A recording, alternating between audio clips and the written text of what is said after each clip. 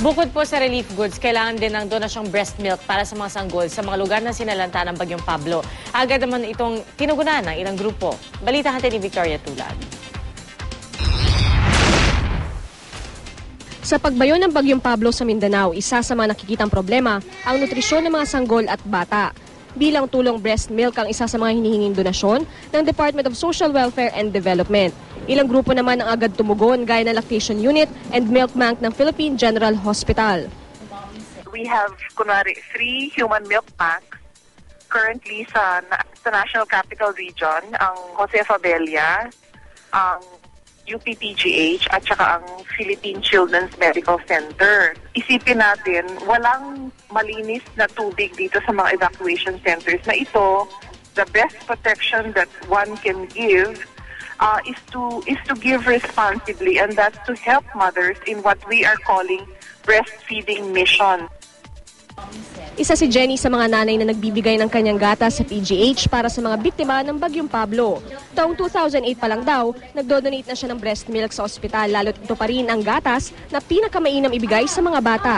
Mas may risk of contamination yung powdered infant formula. Kung naririnig natin sa news, ang dami-daming formula milk recalls. Yung ibang nanay, para lang mabigyan ng gatas yung anak nila, kumukuha either sa urinal or yung kumukuha sa gutter.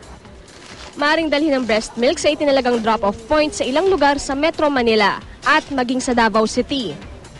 Narito tayo sa Medela House sa New Manila, Quezon City at dito makikita yung mga breast milk na i-donate ng iba't ibang nanay para sa mga biktima ng Typhoon Pablo. Maaaring ilagay yung gatas sa bote o kaya sa mga storage bag na gaya nito. Mula sa mga drop-off point ay dadalhin ng mga gatas sa Davao kung saan paghahati-hatian naman ng mga ito at dadalhin sa mga nasalantang lugar.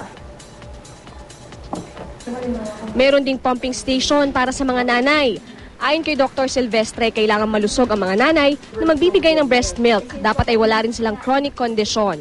Kailangan naka-cooler. Huwag pong gamitan ng yelo kasi pag natunaw yung yelo, sometimes the water galing sa yelo seeps into the container of milk, no? Nakakatuwa na na matulungan mo yung iba. Lalo na since taga Mindanao din ako. Victoria Tulad, GMA News.